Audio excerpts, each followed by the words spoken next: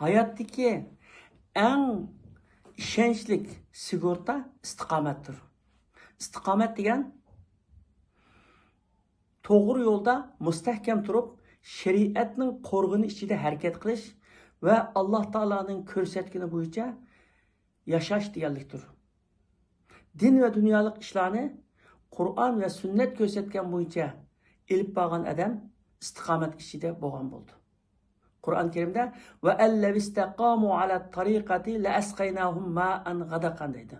Agar ular istiqomatda, ya'ni to'g'ri yo'lda bo'lsa edi, biz mo'l yomg'ir yog'dirib berardik. Shu orqali barakatning eshiklarini echayotgan bo'lardik deydi. 96 yoshlik bir odamninki nadi tensoq ketib borgan qarab, sizni mushundaq tensoq, mushundaq tetik holiga keltirgan narsa nima deganda istiqomat degan. Siz qanday istiqomat qilasiz deganda haromdan qat'iy yiroq turish bilan degan. Alloh taolo hammamizni to'g'ri yo'lda mustahkam qilsin. Amin.